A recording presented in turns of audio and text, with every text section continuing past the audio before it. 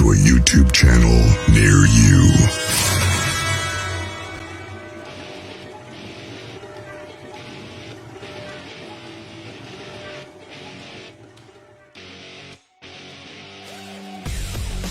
Dolores, Tammy, Rosemary, Crystal, Val, Denise, Gary, Curse in the house. Well, Judy, hello there. Brian Barber, nice to see you there. We got Gary, hello Leonard, nice to see everybody. So we got Rachel, hello Rachel with Val, nice to see you there. Penny Van and Liana with that fabulous energy. It's outstanding, wonderful. So happy Friday, everybody. What do you say there, Chris? How you doing there? Everybody. Hello, Chris. I'm doing fantastic. Hello, everybody. Hello, Rachel, for watching. This is going to be a little twisted. Can't forget a little twisted. Yes. So, yeah. So welcome. Welcome. Happy Friday. Round of applause for everybody. So nice to see everybody on this Friday evening. Yeah. So welcome. And so tonight, Christopher is going to take us on another trip, another journey to the top 10 alien abductions. Yeah. I know, right? So right. I've got my pick. I wonder which ones you all pick. Welcome, Barber. Nice to see you there. Welcome to the show. Round of applause for Barber. Hi, Tammy. Yeah. Hi, Barber. Hi, Rachel. Hello, everybody. Ryan, Penny. So I like to know which. I've got a few. I think it's going to make it. So where are you going to start us out tonight, there, Christopher? Tonight, we're starting out with one of the most famous UFO abduction cases and one of the first ones ever reported. This is the Betty and Barney Hill abduction case from 1961. Their niece, Kathleen Martin, can tell you a great deal of information on that. We're going to talk a little bit about that abduction here tonight. And some people claim the abduction did not happen, but I can assure you I'm friends with Kathleen, and this abduction case is real. It did happen, and you're going to learn all about that here in just a second. I know it happened. I believe the story. It's credible. They actually kept the car for many years, didn't they? In the garage. And I think the family had it for years. I don't know what happened to their car. And even recently, they've done some more testing on I think it's Betty's dress, and they found some other samples or different things on there that were not of human form. So. Yes, and very famous case, Barney and them. So, yeah. So what's the story with them? All right, let's start it off here. It happened on December 20th, 1961. Betty and Barney Hill were driving through the White Mountains of New Hampshire when they said a bright light came out of the sky. 2 hours later, they were back in their driveway with no memory whatsoever of what had happened or where they had been. Now, according to their subsequent reports, the couple had traveled to the Zeta Reticuli, a star system 39 light years from Earth. Betty was inexplicably able to draw an accurate, detailed map of the sky as seen from the star. Now, this was the first noteworthy alien abduction story in the modern history. Their tale captivated a nation and had scarcely heard anything like it. Nobody had ever heard anything like this before. And and in that year, followed countless other tales of alien and UFO abductions emerging, each containing new details of otherworldly creatures. Now, Betty and Barney Hill took a spontaneous trip to the White Mountains of New Hampshire in 1961. As he recounted in John G. Fuller's, as Barney recounted, he needed a break from his night shift at the post office, while Betty was mentally exhausted from handling state children welfare cases. On the last night of their makeshift honeymoon, the two found themselves in a Vermont diner, ready to make the last dash home to Portsmouth, New Hampshire. By leaving at 10 p.m., they planned on arriving home by around, let's say, 2 a.m. And Betty noticed a particular bright star, perhaps a planet in the sky. When this celestial object began changing its course in an erratic manner, Betty was convinced it was a UFO. Her husband was not, as the object drew closer. Pancake-like disc, glowing with brilliant white light that was around the size of a jet. Fleeing back to his car, he and Betty tried to evade the vessel, but were overcome with intense drowsiness and immediately fell unconscious. The couple pulled into their driveway home around dawn to recall what had happened. 2 hours of memory seemed to have been wiped from both of their minds. While Betty was convinced that they had encountered a UFO and later reported the sighting to the Air Force, her husband was skeptical. It was only when the couple met with psychiatrist Dr. Benjamin Simon for a consultation in December of 1963 that Barney changed his mind. Now, Dr. Simon found both to be suffering from crippling anxiety. Betty is in particular manifested in the form of repetitive nightmarish dreams. Dr. Simon then put them under hypnosis, which reportedly yielded highly ominous memories. Now, Betty and Barney Hill recalled creatures with slanted eyes taking them aboard their UFO to conduct experiments on their naked bodies. Now, Barney claimed that the beings took samples of his hair, skin, and even nail clippings, and then a 6-inch long needle was inserted into Betty's stomach. Okay, now Betty told Dr. Simon that she later asked a being they knew to be the leader where they were. It jokingly replied, "If you don't know where you are, there won't be any point in telling you where I am." Now, during another hypnosis session in 1964, Betty purportedly drew a star map of the sky from memory, and this is true. She did draw a star map as seen from a planet orbiting from the star Zeta Reticuli. Shocking above all was this map was drawn with confounding accuracy, and the Zeta Reticuli, some 49 light years from Earth, Betty nearly spot on recreation of the stars surrounding an actual star system. One of the most intriguing aspects of all alien stories ever reported. Ultimately, Betty and Barney Hill's account led the Air Force to launch Project Blue Book, a shadowy initiative that aimed to investigate domestic UFO sightings and also presented a template for all UFO abduction stories that followed in the decades to come.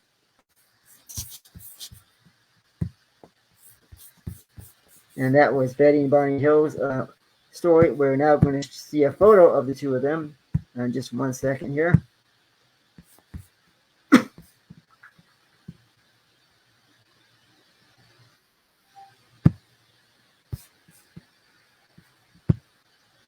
And everybody may have seen this photo before. It's a very popular photo, but I think everybody will get a kick out of this. Let me bring this photo up real quick here. This is a photo of Betty and Barney Hill. All right. Share a screen, and you're going to see a photo of the two of them.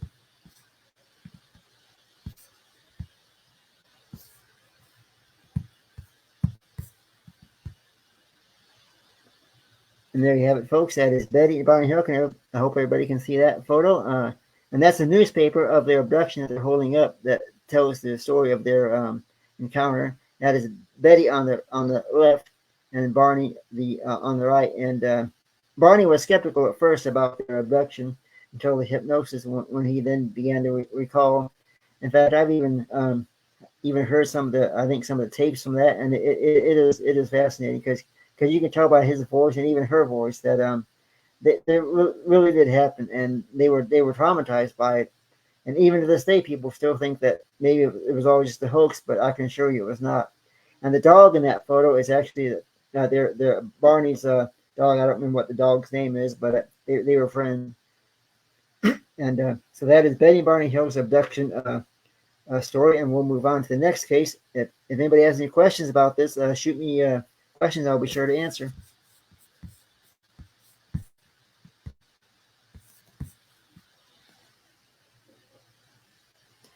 Rachel says, I've heard tapes of his regression, and he's screaming at one point. That is true. He was kind of screaming during his abduction hypnosis session. But you got to believe, though, when you go back to reciting and recalling all of that, that can be traumatizing to even I've had hypnosis done, so I know what it's like. We're going to move on to the next case here. Let me pull it up.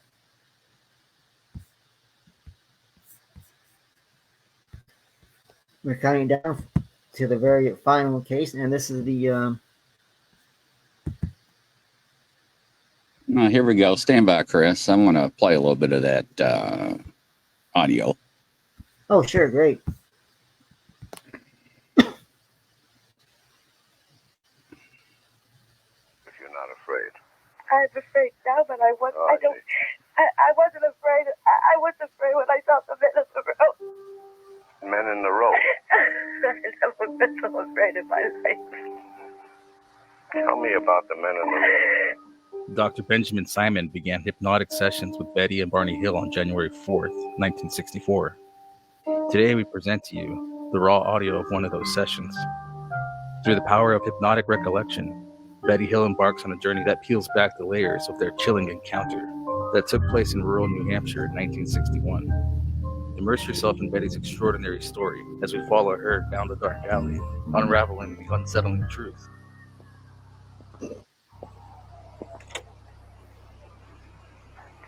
We're driving along. I don't know where we are.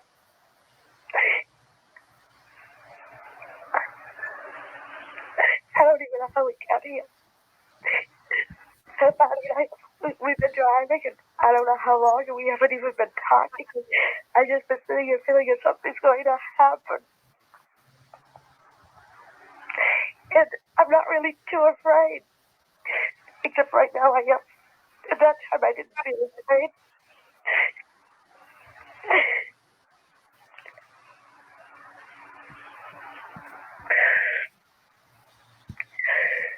Why are you crying if you're not afraid? I'm afraid now, but I wasn't. I wasn't afraid. I was afraid when I saw the men in the road. Men in the road? I've never been so afraid in my life. Tell me about the men in the road. It's all right now. You're safe here. Tell me about the men in the road. We're driving along. We're on a tarred road. And all of a sudden, without any warning or any reason or rhyme or anything, Barney made he almost, the brakes, I think he would squeal. He stopped so suddenly and made this sharp left-hand turn to the highway. And we went onto this narrow road. I was wondering what he was doing down here, but he wasn't saying anything, and I wasn't. I figured, well, maybe we're lost, but so what? We'll come out somewhere. And we're going along, and there was a sharp curve in the road. And as we went around the curve, there were trees. There were a lot of tall trees on my side. I don't know about Barney's side of the road, but there was these men standing in the highway. And I wasn't too afraid when I saw them. They were standing there. And I thought, well, you know, there was several. There was, I don't know. And they were just, you couldn't get a good look at them. But then I thought, well, you know, are they in a car and the car broken down, or what are they doing there? And Bonnie said to stop, and then he stops the car, and these men started to come up to the car. They separated. They came up in two groups, and when they started to do that, I get real scared. And the car motor died. The car stalled. And when they started coming up, Bonnie tried to start the car. He tried to start it, and you know how a motor of a car would just turn over, and won't fire? And he tried to start the car. He did what? He's trying to start the car, and it won't start. And the men are coming towards us. And I think, well, I can get away from this. If I get the car door open, I can run in the woods and hide. And I'm thinking it, and I just put my hand on the car door and open it. And the men come up, and they open it for me. And they open the car door, and there's not very big men. And there's 1, 2, 3 next to me, and then there's 2 men behind them. I didn't hear that. 2 men. There's a car door, and there's 1, 2, 3 men, and then there's 1, 2 more behind them. Yes. And one man puts his hand out.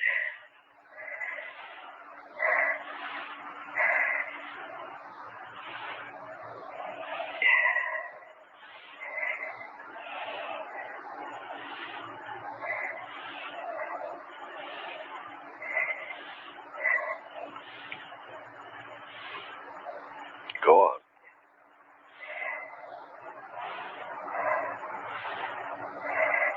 I don't know what happened.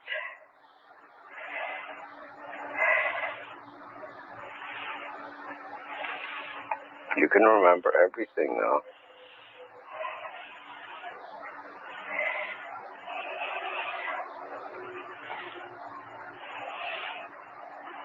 What do these men look like? Could you see their faces? No.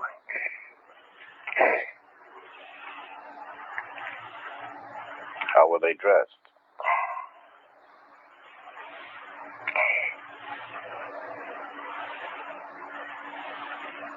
Alike, somehow or other. Did they have on any uniform, or were they in ordinary clothes? Like uniform.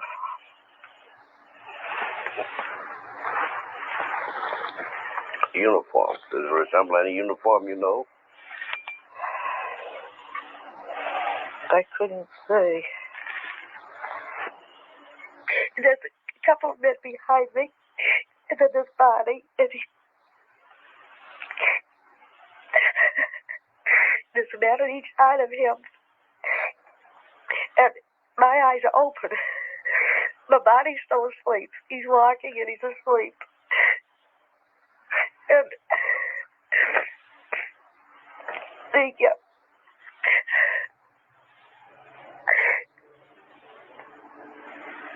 I begin to get mad.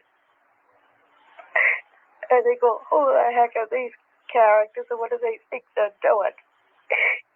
And so I turn around and I say, Bonnie, wake up. Bonnie, why don't you wake up?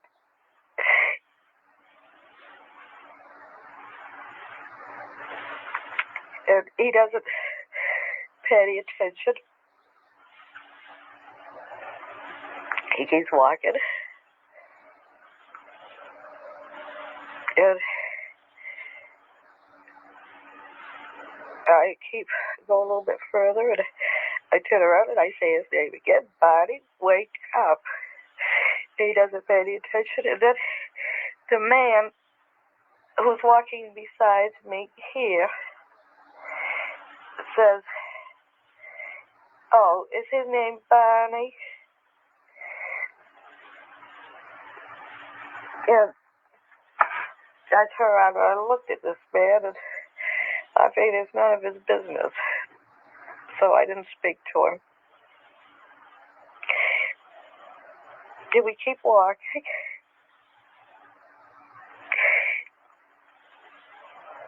And I try to wake Barney up again. He said, Barney, wake up. And he doesn't. So the man said, he asked me again. He said, is Barney his name? Then I wouldn't ask him. So that he says, don't be afraid. You don't have any reason to be afraid. We're not going to harm you. But we just want to do some tests.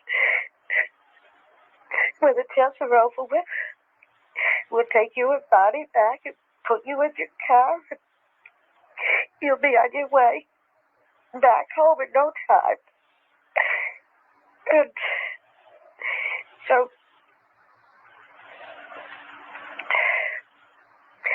I mean, he was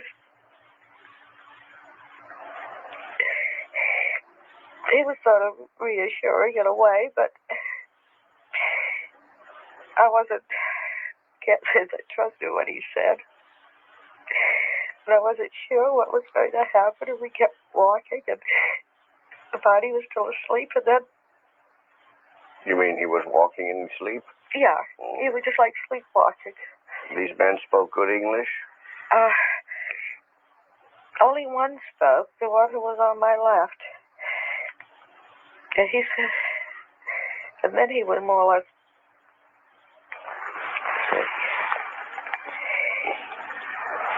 he had an accent.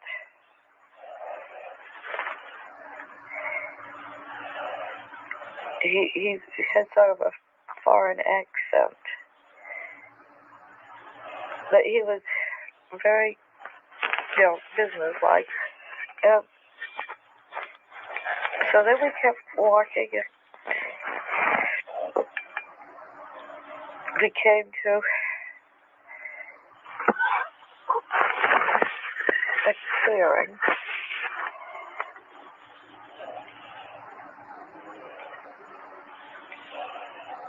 And there was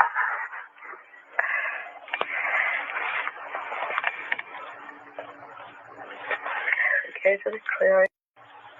I came in the door. And I think I don't know how our nervous system is, but I hope that we'll never have nerve enough to go around kidnapping people right off the highways like he's done. And he tells me to take off my dress. And he told me to take off my dress, and then before I even have a chance hardly to stand up to do it, the examiner had my dress has a zipper down the back. Down the back? Yeah, it has a zipper down the back. And the examiner unzips my dress. It goes way down to my waist, the zipper does. And so I swept my dress off. And so I don't have my dress or my shoes on. And there's next over away is a stool, and then there's in the middle of the room is a table. Some kind of a table. It's not up very high, about the same height as the desk. So I lie down on the table on my back, and he brings over this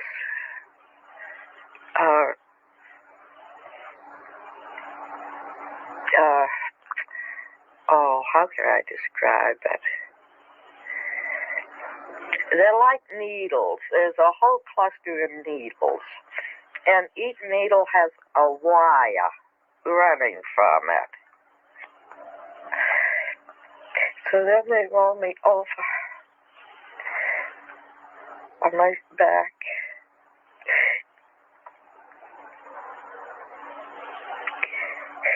And the examiner has a long needle in his hand.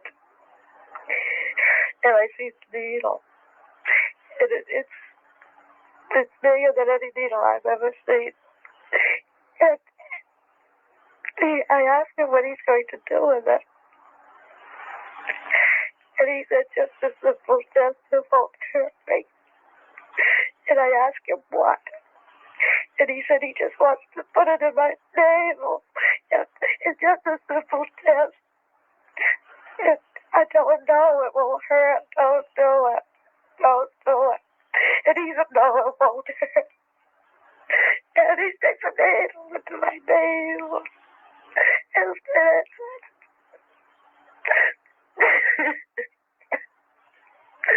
And I'm crying, and I tell him it's hurting, take it out. And then the leader, he goes over and he puts his hand, runs his hand in front of my eyes.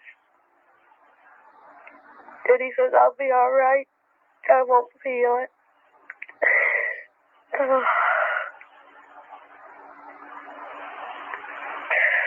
And all the pain goes away.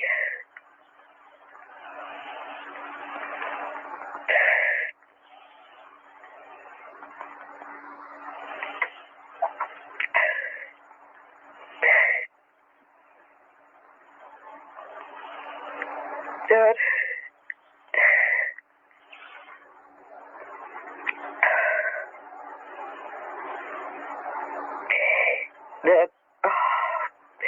But I still, the pain goes away, but I'm still sore from where they put that, I don't know why they put that long piece into my navel.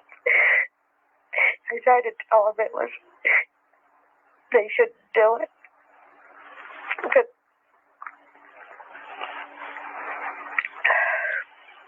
did they make any sexual advances to you? No. They didn't. Nope. I asked the leader, I said, why did they stick the needle in my navel? And he said it was a pregnancy test. And I said, well, I don't know what they expected, but that was no pregnancy test here. And he didn't say any more. So, the examiner he helped me get. And it goes on, ladies and gentlemen. So it does really make you think. And if you never heard of an actual interviewee being interviewed on one of these cases, it will literally shock you what actually transpires during an abduction. So, but I'm surprised y'all never heard this before. That's why I wanted to play it. All right, Christopher, what's next? You're muted. Christopher, you're muted. It's all right. There you go. My fault. Sorry about that. I muted during the speech. The next case is a very interesting case. 1969 Berkshire's UFO incident that shocked an entire town. Yes. When numerous residents of Berkshire County, Massachusetts, individually reported having seen a UFO on the 1st of September 1969, authorities were at a loss for an explanation. Now, this wasn't a long sighting induced by sleep deprivation that could easily be dismissed. No. It truly appeared as though something uncanny had occurred.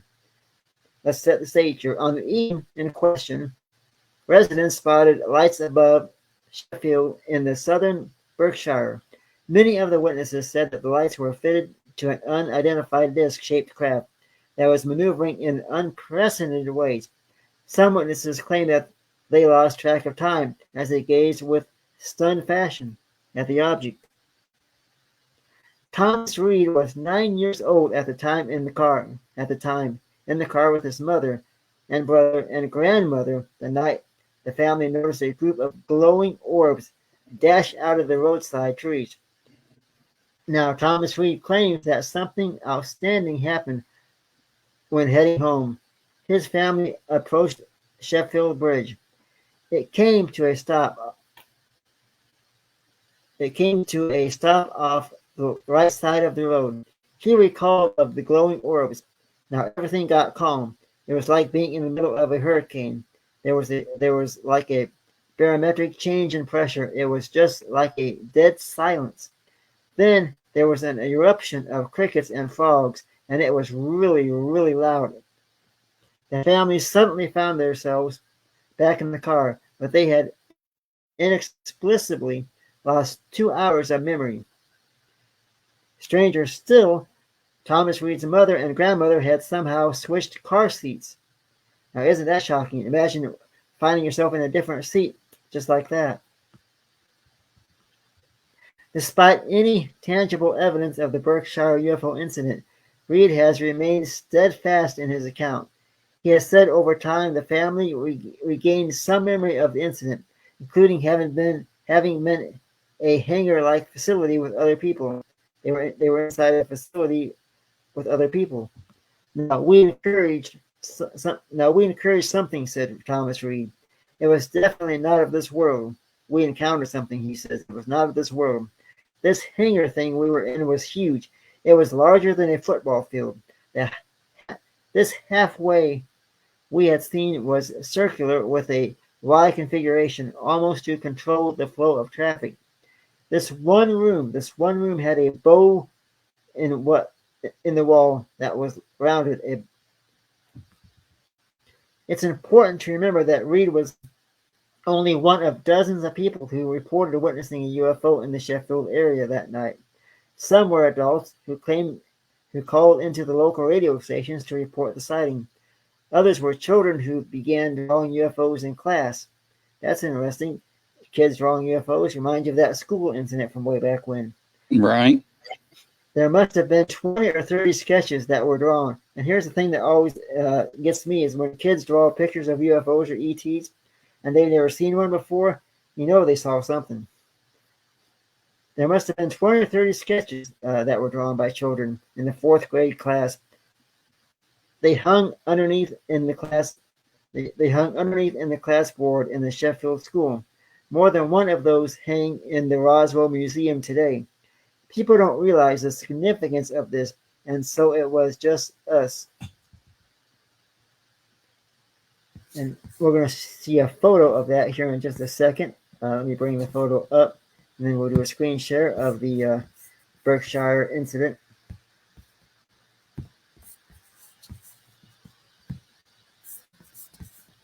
Ladies and gentlemen, I actually put the actual interview that was playing in the comments for you, the YouTube link, so you can go back and listen to the actual full interview of both of them.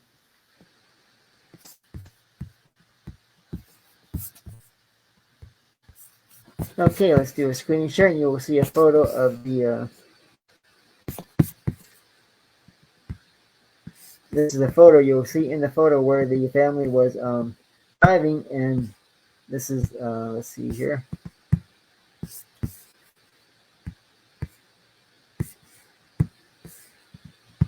All right, here we go. This is the photo. This is what the tunnel they went under, and then when they came out of the tunnel, they saw the orbs and everything that was going on, and this is where the incident took place. And this is not an original photo. This is a photo taken more recently, I would assume. But this goes to show you what they witnessed and how it was. But imagine. Yeah, that's the actual covered bridge that they went through. Right. And this is a great case because you imagine all those kids drawing those sketches of what they witnessed and seen. And you know kids can't make stuff like that up, not that accurately. Now we're going to move on to case number 3, and I really, really like case number 3. It really does stand out as one of my all-time favorite cases. This is the UFO abduction of Whitney Strieber.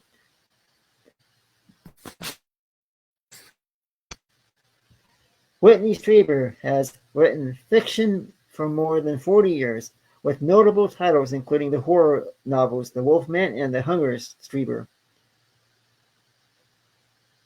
Strieber recounted this experience that he went through in his nonfiction titled The Communion in 1987. So if you haven't got that book, everybody should get that book. It is a fantastic read.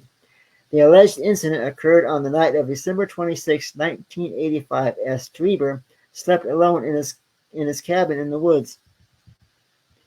Woken by a strange noise, he purportedly saw a small non-human entity approaching his bed.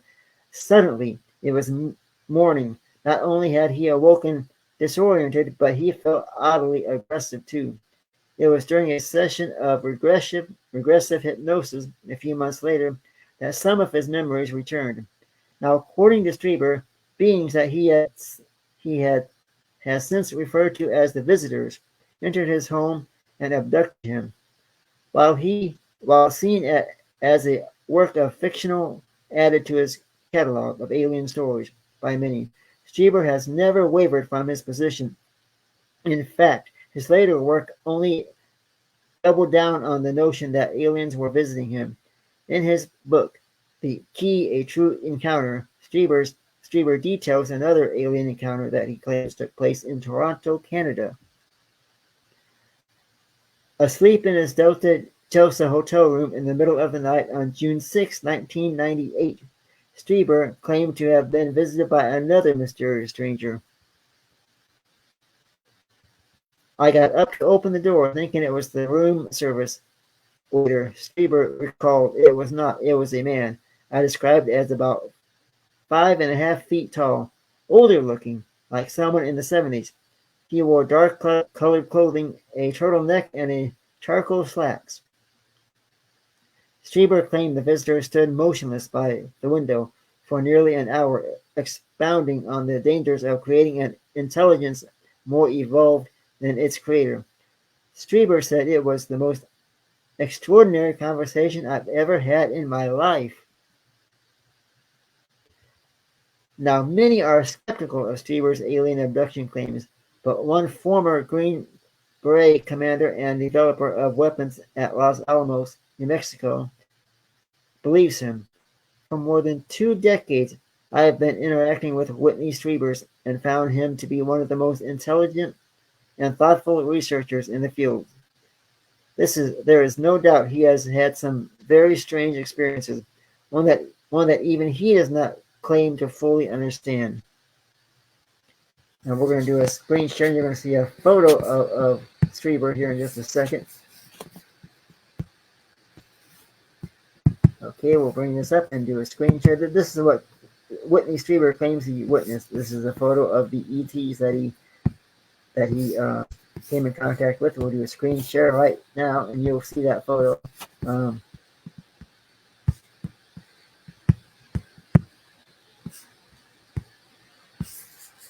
All right, here we go. Here's what Whitney Strieber witnesses. These the ET beings that Whitney experienced. You see the dark eyes, the kind of golden colored skin, the nose, and of course the little slit for his mouth. A common a report by some witnesses.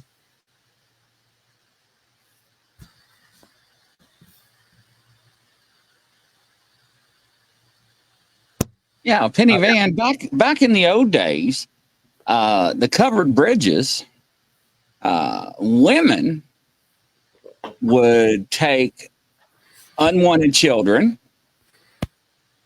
to them and dump them into the creeks and rivers. They would also take babies that were deformed, disabled, and dump them as well into the rivers and creeks. So if you remember, they took all that out of the history books. So welcome, Cheyenne. Welcome to the show. That is true. They did take a lot of that out of the history books. They sure did. Okay, yeah, because... Go ahead, Christopher. Go ahead. No, go ahead.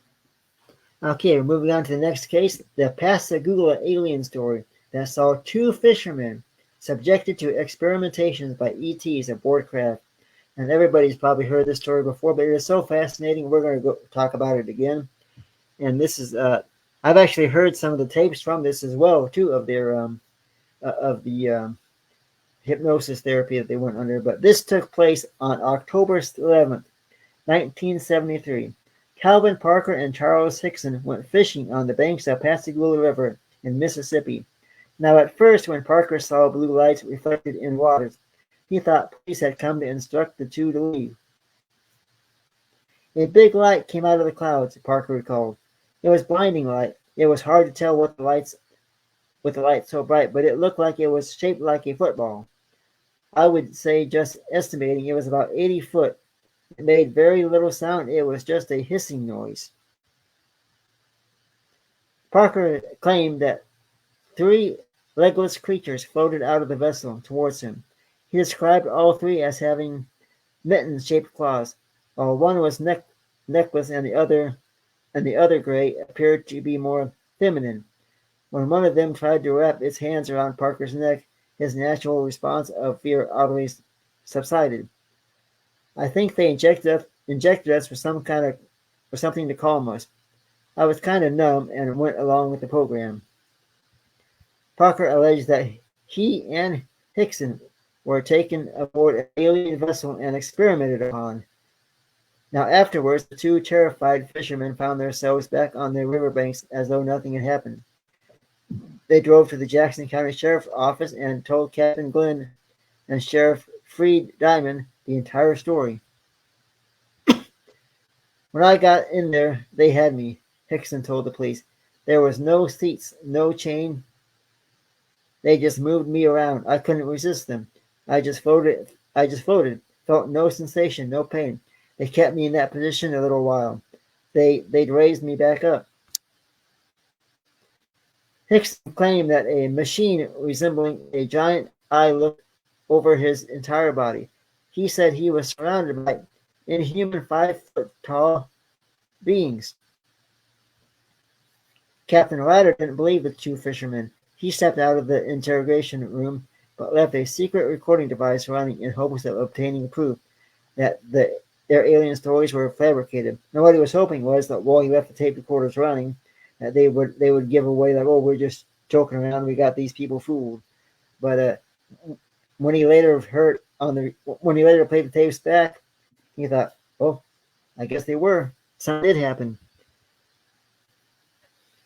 I've been through enough of hell on this earth, and now I've got to go through something like this, said Hickson to Parker. But they could have you. They could have, I guess they could have harmed us both. They had us. They could have done anything to us. I just wanted to cry now, added Parker. What's so damn bad about it is nobody's going to believe us. With no physical evidence of the abduction, the alien story remains a mystery. Parker stayed quiet about the entire event for decades, but after Hickson's death in 2011, he wrote a 218,000 book on the matter. It's just publication prompt others to come forward, claiming they had too seen a UFO that night. Now, yes, other people did claim to see a UFO that night that Calvin and was abducted. The other people has come forward and stated that. It makes me feel pretty good. I'm not the only one who saw something, said Parker. Most of these people are credible people. All right, Christopher, stand by. And action, ladies and gentlemen. Last October, in the quiet Mississippi town of Pascagoula, 2 local men confronted authorities with a rather bizarre story. Charles Hickson and Calvin Parker told of a strange craft landing near their fishing site and of being taken aboard by 3 unearthly creatures. The 2 men were questioned under hypnosis and lie detectors, but their story remained intact. One of the men suffered a nervous breakdown and is still under treatment. Among the skeptics were Ralph and Judy Blum, already at work on a UFO book. With W5 last week, Ralph and Judy returned to Pascagoula. Judy and I stumbled into this book. It came to us to be written. Suddenly, we were in a wave of waves. UFOs were being seen across the country again. We were in what they call a flap. And people began experiencing things that they couldn't explain. Something was happening in our skies in the midst of Watergate, Agnew, the energy crisis, the Middle East. Something was happening, and people couldn't understand what it was. We spoke about UFOs, but nobody really knew. And then it hit right here where we are. It hit Pascagoula. Charlie Hickson entered the news, and we had a book to write. Something happened October of 73 that would go down in history. The spaceship came with many blue lights, set down near them in the night. 3 little men came out and took them inside. They looked him over with one big eye. They say what they saw was the real thing, though. They were the ones that saw the Pascagoula UFO. We were sitting on the other side of the pier with our feet, over toward the river, fishing in the river. And the fish still wasn't biting, so I told Calvin, I said, well, we might as well go home. But I guess that was when I heard it. It was some kind of zipping sound. And when I turned around, in this area out here, about 40 or 50 feet out there,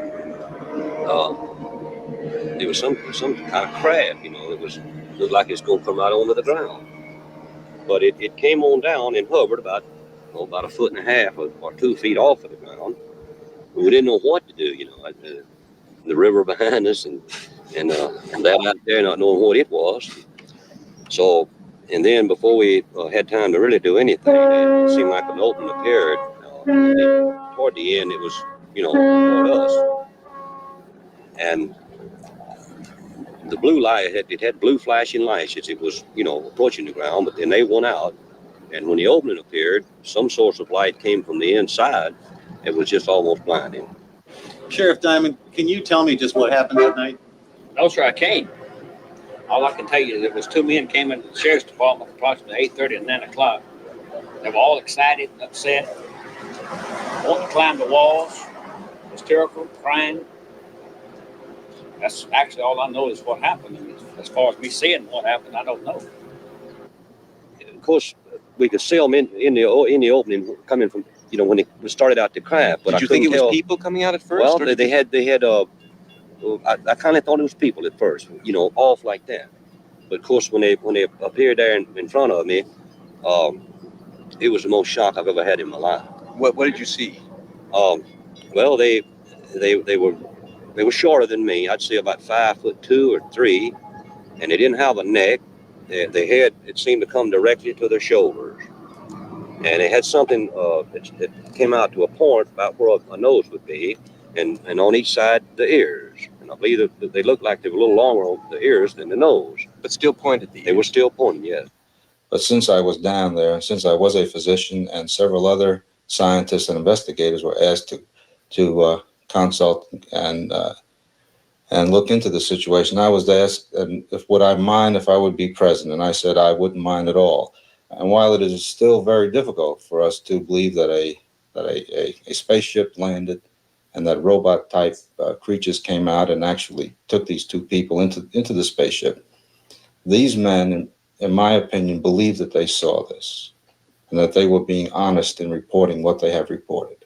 But it seemed to me when they came out that doorway, or that opening, or whatever it was, then just almost instantly, they were right there on us. And their arms, they had arms, and I saw the arms moving here and in the shoulders, but they had weld. I mean, their fingers were weld, and then they had something like a thumb, and they were like this. Mm-hmm. We questioned them at length. And then we left the room and recorded all the conversation they had. Recorded between the 2 of them. And one of them kept wanting to pray. And he said, after all I went through on this earth, he said, why should I have to see something like this? Calvin Parker, I was questioning him, and at one time he wanted to climb the wall. I saw how nervous and how shook up he was. They had me one on this arm like this, and on the other one, they had my other arm like that. And I just seemed to lift up to the same height they were off the ground, and we just moved into the crowd. Now inside, how did they lay you out? Do you remember how it happened? Yes. I didn't see any tables or chairs or anything in there. I'm not saying it wasn't in there because the light was almost blinding, but I didn't see any. And when they carried me inside, they seemed to just lean me back, And this eye, I keep referring to it as an eye, and it moved up in front of me about this close, and it started right at my eyes, looking me right in the eye. And it hesitated there for a few seconds, and it just started moving over my entire body. When they brought me from the craft that Lonely said here, and they didn't drop me, they just released me back to the ground. And I fell. I don't know why my legs were weak. I don't know why it was the fright or what it was, but I fell onto the ground. And that's when I seen Calvin. He's standing right over here in this area, and he was standing facing the river with his arms outstretched like that, just like he was staring at something. And tell me about the lie detector test. Well, so that was run by Pilkington. Was it Pilkington? Pennington.